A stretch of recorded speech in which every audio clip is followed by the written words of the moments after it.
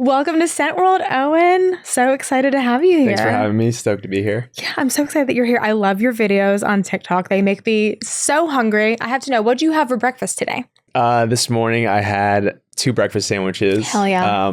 English muffin, bacon, fried egg, cheese, avocado, and spinach. Oh my gosh. What did your kitchen smell like after?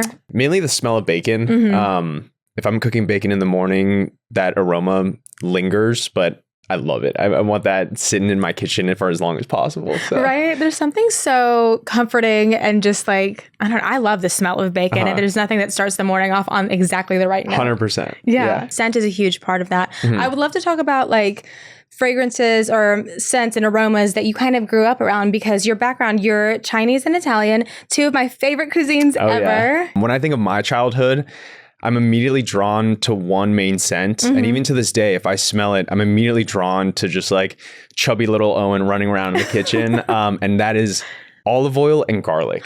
So that combination, once the garlic hits the olive oil, the scent, it just kind of fills the whole room. And to me, that was just constantly being simmered 24/7. And mainly because that was the base for our family tomato sauce. So pomodoro al sugo.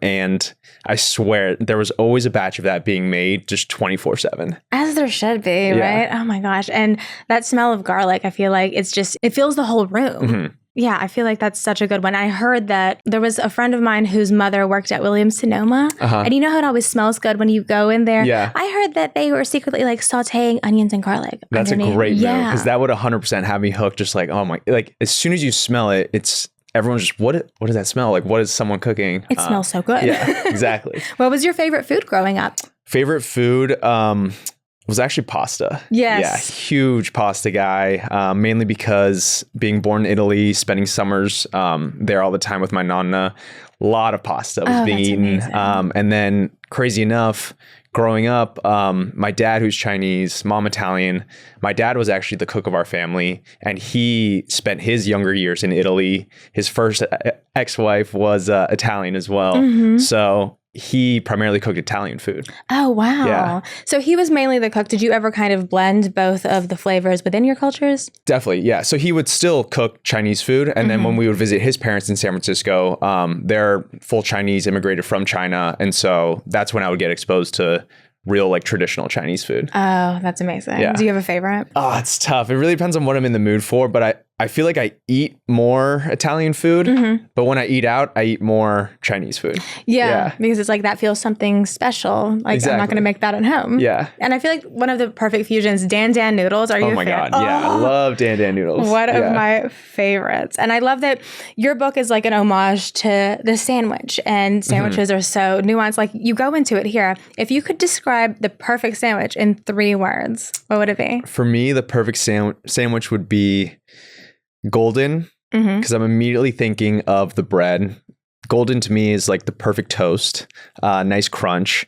And then I'm going to go with saucy. Yeah. So either the meat or protein is very juicy, the sauce on the sandwich as well, and then layered. Ooh. Yeah. Beautiful words. Love that. So are there any, in terms of saucy, like what kind of sauce are we feeling? Depends. There's countless sauces in here for every sandwich. But one of my all-time favorites has to be Calabrian chili aioli, Calabrian chili mayo. So I'm a huge fan of spice. And then if you add the Calabrian chili to a mayo base, the color too is just super bright and pops out. So obviously like your eyes eat first. Yes. So visually it's awesome. And then you get the heat, tastes great. That's, that can elevate any sandwich. Oh, absolutely. And I love that you go beyond the basics in terms of, like people have sometimes a singular idea of what a sandwich is, like a hoagie or whatever, but you go into bows, wraps, tortas, burritos even. Definitely. Yeah, that's mainly because my definition of a sandwich, it's an umbrella term. Okay. So if the ingredients are stackable and in between a carb source, so pita, wraps, bread, of course, and can be eaten with your hands, then in my literal book, it is a sandwich. Okay. Yeah. I have a controversial question for you. Okay. My husband and I got into a fight about this, and he is one party, I am the other. Is a hot dog. I knew this question. As soon as you said I have the controversy, this always gets brought up. Right? Is a hot dog a sandwich? Yeah, 100%. Okay. And mainly because of through that definition of mine, in between a carb source and you're eating with your hands.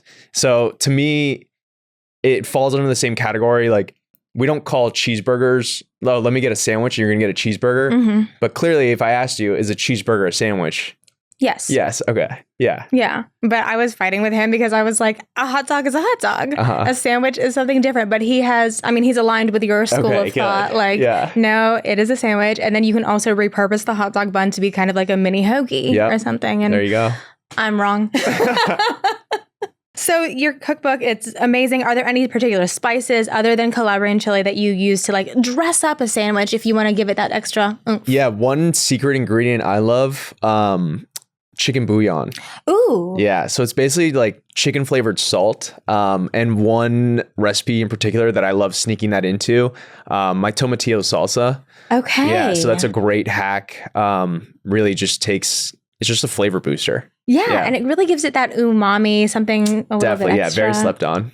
So I feel like you were one of the most creative people on TikTok. In 2020, you became very, very popular. And now you have, over 4, unless like something's changed in the last few minutes, 4 million followers? Yeah, now? over 4 million on TikTok. Oh my gosh, I'm in the presence of royalty. What was the moment when you realized like, oh my God, this is taking off and other people share this passion for food and sandwiches the way I do? Yeah, so there were actually 2 specific moments I think of. Okay. One, my very first video was shrimp toast. So my Chinese grandmother's recipe, which is actually in the cookbook. Yes. Both of these are in the cookbook. But the shrimp toast recipe, I think got a couple 100,000 views. Posted on TikTok. I was too kind of like scared, embarrassed to post it on Instagram. Yeah. Because like the 800 people that follow me, I don't want them to see this. But it got some traction. I was like, wow, this is really cool. Resonating with people. And then the second video was my first video to break 1 million views, and that was my first sandwich. Wow. True sandwich. Okay. Which was chicken bacon, avocado, chipotle, mayo. And that happened by chance. I just decided to film my lunch, which was this chicken sandwich. And really from there, I proceeded to make sandwiches after that, including the cover, which is the steak sandwich. And kind of from that moment on, I knew we had something going. Oh, that's amazing. I feel like after you did the shrimp toast, I started seeing it everywhere. And that's very much a thing that I would love in dim sum and things like that. But what was the reaction like? Were you surprised by it? Oh, 100%. I posted it, not thinking anything of it. And I remember the moment so vividly. I was at the gym working out, and my phone just kept blowing up. So now I don't have notifications on, but back then I was reading everything. I literally like stopped my workout and just went home to just deal with this. I was like, what is going on? It's like, what did I do? 100%. Oh my God. Yeah, I was loving it though. This is great. That's awesome. Okay, my ASMR king, the king of the crunch. You are obviously so skilled in the ASMR realm. It's one of the reasons that I love tuning into your videos. So we have a set of mystery ingredients for you. I haven't even seen them yet. And we want you to create a sandwich using all of the ingredients. Okay. You can eliminate one, but I want you to whisper real nice to me, ASMR style, as you craft this sandwich. Okay. Are you ready to play? Yeah. Okay, let's do it. Sandwich making ASMR challenge. My ingredients are Jewish rye bread. I don't like rye bread. Creamy, no stir. Peanut butter. Let's see if I can open that.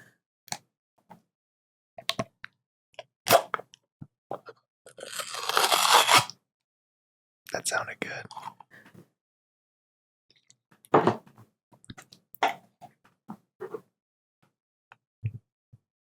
Strawberry jam. Oh, that smells good.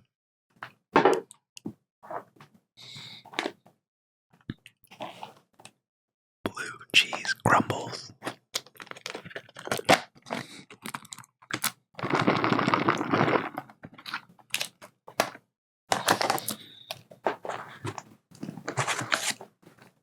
And baby arugula.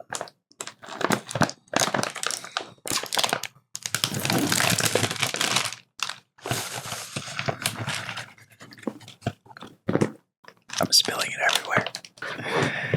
How could I forget the last ingredient? Sardines.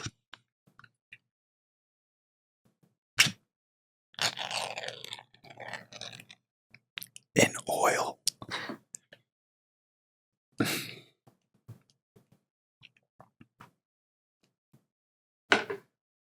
Lots of ingredients to work with. Not the most ideal sandwich. Alright, so what I'm thinking, obviously, you gotta have bread for a sandwich. So we'll start with the rye bread.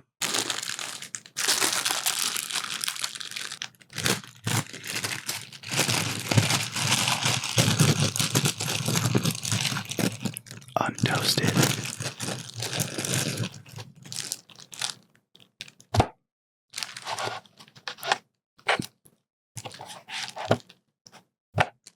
Now, my thought process here, I like the combination of sweet and savory. So I think the jam and blue cheese actually works very well. The peanut butter, it's a little random in here, especially if you have arugula. Of course, that leaves us with fucking sardines. A sandwich, personally, I kind of want some protein on there. So I think we're gonna omit the peanut butter. So we're talking rye bread, a nice spread of strawberry jam, blue cheese crumbles, nice fresh sardines coated in oil, topped with arugula. Damn, that sounds good. So we have our bread laid down. We're gonna go in with the jam.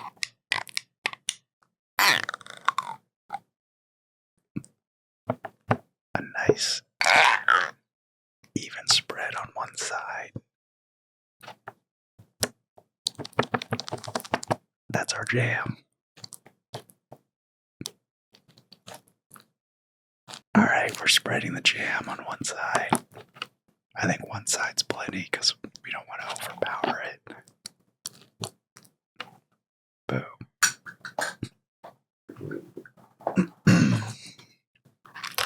Now we top it with blue cheese crumbles. Blue cheese crumbles. Kind of stinky. Very stinky. Yummy. Okay. Now, we'll top the bread with a couple pieces of sardine in oil.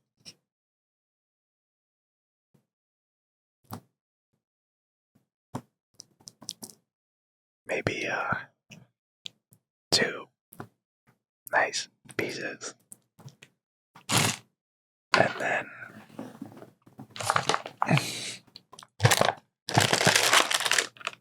a handful of arugula.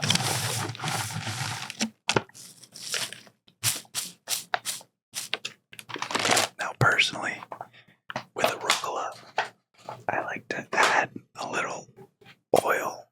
So we're gonna use the sardine oil.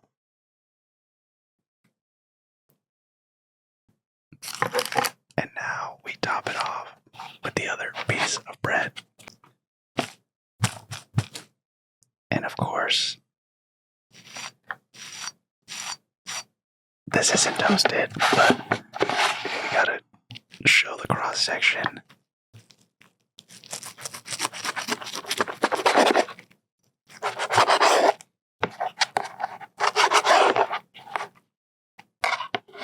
And that's a beautiful sandwich. Strawberry jam, blue cheese, sardine, and arugula. All that's left to do is try it.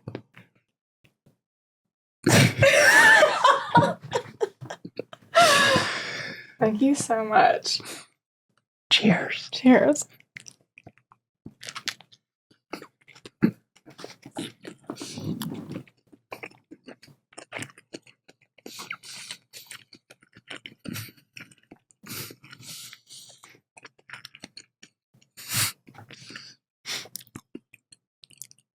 actually wasn't that bad. I'm not mad at it. No. It actually works. Okay, I wouldn't go that far. The jam really helps mask all the other flavors. But the sardine kind of gave me like tuna sandwich vibe. And I like tuna sandwiches. So, yeah, it kind of works. So we're out here in LA. Erewhon is clearly a force of nature. For our friends who are not familiar, they're the people that sell the $19 strawberry, the Hailey Bieber smoothie. There's lines around the block. Let's just pretend, or let's manifest that Erewhon has reached out to you. Oh, Owen, let's collaborate. We want you to create a $200 sandwich for us. Okay, well, if we're talking Erewhon, I think for $200 I can get bread and turkey, and we'll call it a day. That'll bring you up $200. I mean, they would find the best bread and turkey ever, but let's pretend that. Let's call it $500. Okay, $500. let's call it $500. Let's call it $500, and you have to justify the price based on how it smells. Oh. And I want you to sell it to me, Owen. Okay, well, to get it at $500, you're going to need some like very high-end ingredients. So I'm immediately thinking of truffle. So, and the scent of truffle, I personally love it. Some people hate it. Like my mom thinks it just smells like feet. I don't see that. Truffle aioli, like all from scratch. I want like nice, beautiful specks of it too in it. Toasted baguette. But like sourdough baguette, bubbly on the outside, soft on the inside. Wagyu meat. So that's where you're gonna hit the price point. Let's go with like thinly sliced Wagyu beef. I'm thinking like high-end cheesesteak here. So we got the truffle aioli, the shaved Wagyu steak, salt, pepper, of course. I'm sure they have a great cheese selection there. We'll go with Gruyere and maybe like a fancy provolone of sorts that they have. And then maybe some miso. Let's give it a little Asian flair, kind of a miso butter. We'll rub the bread in that, toast it, close it up, and then grate more fresh truffles on top. The truffle cheesesteak. Oh, I'm sold. Take all my money. That sounds so good. So what do you think is the most unexpected or the wildest recipe that you created for this book? Oh, wildest. I mean, the dessert chapter alone was pretty crazy for me, mainly because, well, one, I'm not a sweets person. And then when I say sandwich, the last thing people immediately think of are desserts. And so it was a little tricky coming up with a whole chapter of it. But once I did that, I swear this book and that chapter has converted me into a sweets person, which has been really cool. So some of the recipes, homemade oatmeal cookie, ice cream sandwiches dipped in chocolate, which just look awesome. Fruit Loop sherbet bars. So you can customize that with any cereal you want. There's a dessert grilled cheese. And so the dessert chapter was kind of like, I guess, the craziest for me. Yeah, that's such a creative chapter too, because I mean, by your definition of a sandwich, like of course an ice cream sandwich is a sandwich. Yeah. Of course the cookie ones that you would get at an ice cream store as sandwiches, but you really took it to the next level. Yeah, that was the goal. And then definitely mixing in, I love combinations of savory and sweet together. Oh, same. So like the dessert grilled cheese, brie cheese works so well with, like you see it on charcuterie board with fruit. So like that's a no-brainer for some jam and then do like a grilled cheese combination there. So fun. Do you have any daily rituals or any rituals that you do to kind of like decompress after a long day of shooting? A few things. I work out almost every day. Yes. So that's a good kind of like de-stress. Also stay healthy. I'm eating a lot. I also just enjoy it. Go on runs, play soccer twice a week. Another thing, it's not a ritual, but I find myself doing this every day. I light incense constantly. Nice. Something about that just really calms me down. And I think mainly because growing up, we would travel a lot to Asia. So it kind of reminds me of that. But also at the same time, my mom would always have incense burning. So that kind of like reminds me of her. And yeah, I just love the smell of it. Oh, I love that. What kind of incense? All kinds. I literally go on Amazon and buy the bundle of like, it comes with 20 different scents.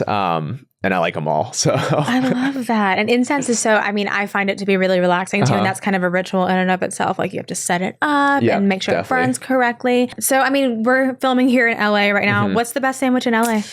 Best sandwich in LA. Loaded question. Yeah, there's one sandwich that I have been eating a lot of recently, and it's the meatloaf sandwich at Bub and Grandma's. And it sounds super weird, but it's incredible. It's on challah bread, so it's a little softer, but then they put homemade chips in it and meatloaf. I just haven't seen that sandwich on another menu.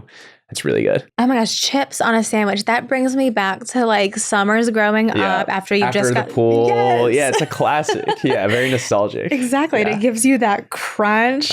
Do you put chips on your sandwiches sometimes? Sometimes, yeah, depending on the sandwich. Usually if it's a cold cut sandwich, I'm definitely putting chips on it. Yeah. Okay, so you said that you're not big on wearable fragrances, but I would love to get your reactions to some scents that I brought for you here, some really interesting notes, and you can be completely honest. Okay. If you don't like them, you can say so. Don't feel like you have to be polite with me. We're friends here. And I want you to rate these scents. Like, is this an appetizer? Is this like a nice little precursor to the rest of the meal? Is this the main course? Is this what we're all here for? Or is this a kitchen disaster and Gordon's going to scream at us? Okay. Perfect. So the first one I had for you is Mountain Memories by Roan. This one has notes of oolong tea. It's so crazy. I'm smelling this, and for some reason, like you said, Mountain Memories, I'm just imagining myself like walking alongside a stream, which is great. Like, oh, I love that. Maybe it's just because of the name that you told me, but this is great. This is really good. Ooh, I like it. Is she the main course or is she a snack? Can I have multiple main courses? Yes. Okay, yeah, definitely a main course. Okay, like one of the group dinner. Yeah, this is really good. Love that. So the next one I have for you is Oh Unknown by Imaginary Authors. This also has notes of black tea and some other really fun stuff, but I want to hear your reaction. Can I be honest? Yes. This reminds me of raspberry Smirnoff that I would drink in college, and I don't like vodka. Yeah. So she needs to get out of the kitchen. I can't do this one. I'm sorry. Okay. I'll take it from you. I've been there though, because I can't have orange Smirnoff for that same reason. Yeah. Oh God. Yeah. No, I smell it. Oh, unknown. Oh, it's known. It is. Unfortunately, very known. So next up, we have Duke by the Harlem Perfume Company. Okay. She's got notes of pink pepper, tobacco, honey, bourbon honey.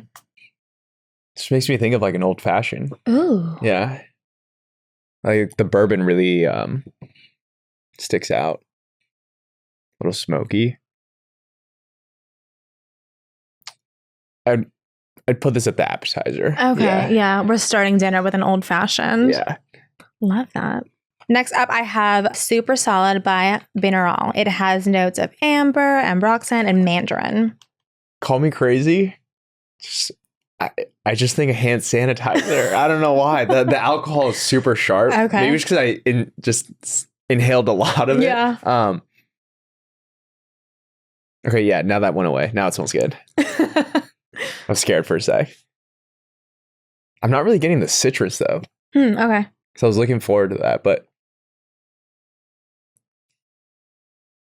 we'll give it appetizer. Okay, yeah. We'll start with some hand sanitizer. Okay, so last but not least, we have Nanban by Arquiste for you. This has notes of coffee, saffron, myrrh, and frankincense. Man, I'm smelling the weirdest stuff. What do you smell? I mean, I love it, though. I smell Kalamata olives. It's very specific, but yeah, that's what I'm getting. And I love olives, but so is Kalamata olives, yeah. Okay. Not no, you know? Yeah. Like, I smell black olives too. That's interesting. Yeah. So what would you rate this one? I'd put it a step above appetizer. Okay. Yeah. So like an amuse bouche. Yeah, there we go. Perfect. Okay, which actually, I think that'll come before the appetizer. But that's perfect because it's olives, so that's a good... So this is the dinner party right now. Oh, unknown, please leave the kitchen. We're going to sanitize our hands with some Super Solid. You're going to have an old-fashioned to start. Yep. And then some Kalamata olives, Nanban. And the main course, main course. Yeah, this is where it's at. Main course, just like walking down a stream. Yeah. Yes. Alongside amazing. a stream. Yeah. I love it. We've planned the perfect dinner party.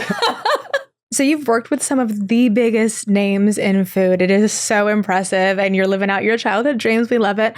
I want to know, what would they smell like to you if they were a fragrance? We don't have to overthink it. I will give you a name, and you can just say off the top of your head what this fragrance or what they would smell like. Martha Stewart, my queen. Herbal flowers with lemon. Ooh, yes. Yeah. Gordon Ramsay. I'm just thinking of fish and chips. I don't know why. It's a great smell. Yeah. Guy Fieri. Cigars and tequila. Oh, hell yeah. Salt Hank. Chimichurri. Yes. H. Woo Lee. H. Woo. Oh my God. That guy always smells so good. I know what he wears. So he like Dior. Ooh, yeah, sorry. Okay. He's fancy. Yeah. So there's so much, I feel like there's so much love of the sandwich. Joey Tribbiani from Friends would be so proud. Like, I know it's hard to choose your favorite baby, but do you have a favorite recipe that you remember working on? I do. There's it's so tough to choose. There's one sandwich that I like to tell people is a good resemblance of me. Okay. Because I draw inspiration from my Italian side, my Chinese side, but then also like I grew up in Florida. So I'm part American too. Yes. And that is the not so classic cheesesteak. So I'm putting a twist on an already great sandwich. It's an all-time, one of my favorites. And basically what I do is I put, I make the meat a little like kind of like Chinese inspired. So there's garlic, ginger, soy sauce, and then pantry staples like ketchup, sriracha. You put mozzarella cheese on it, Italian pickled peppers, and it's really good. Yeah. I'm so hungry right now. And it's such a good representation of both cultures. But like you said, it's like we're living between these two worlds, but then you're also American and you want to pay homage to the things that you kind of grew up around. Yeah, definitely. As a kid, I swear, the two things I would eat most, the meatball sub from Subway. Yes. Banger. Haven't had that in ages. Oh my God. But the other is just a classic cheesesteak from Jersey Mike's. You can't go wrong with a cheesesteak. I love Jersey Mike's too. It's so good. Even their cold cut sandwiches are great. Listen, if Danny DeVito is like down with Jersey Mike's, I've seen him on the billboards. Like I trust him. But also that Subway meatball sub, that was always my favorite. Like 100%, after school snack. Something about that, they nailed it. Like the bread, just it's so simple. I don't even know what their meatballs are made out of, but they were good. Right, and that smell of the bread when you walk in, you know what you're getting. Hits you instantly. Yeah. What were some of your other favorite snacks growing up? My earliest food memory for me was pane Nutella, so just bread and Nutella, as opposed to just like a PB&J. I actually hated peanut butter growing up. Hey. Yeah, team Nutella all the way. I like peanut butter now though. Okay. And then snacks. Man, I would eat everything. I was very chubby. I still love eating to this day. But I swear my family would eat a Chick-fil-A like twice a week. Okay, right? Constantly. Those waffle fries. Yeah, they get something about that chicken too is actually like addicting. Yeah, and I heard like the chicken sandwich, the hack is to get the spicy chicken but ask for bacon on it. Whoa, I've yet to try that. Oh, okay. My friend put me onto it. I have not been able to know peace since. Damn, okay. I feel like we have wrapped up a lot of amazing questions. I feel like I've learned so much about sandwiches, but I have to know, if you could travel anywhere to experience the best sandwiches in the world, what is the first place you would go?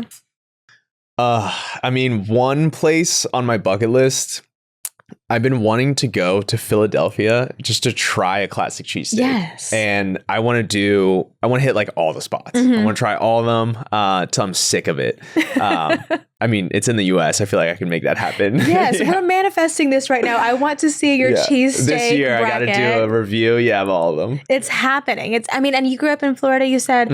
Have you tried like the best Cuban sandwich out there? I have not. I have eaten Cuban sandwiches out there. But yeah, I was just in Miami too, and I had a spot in mind, and I just never made my way there. Oh, and thank you so much for taking the time to talk with me and teach me about the art of the sandwich. Everybody go pick up Stacked in stores now and come back again for cookbook number 2. 100%. We'll have to talk. This is great. Thank you.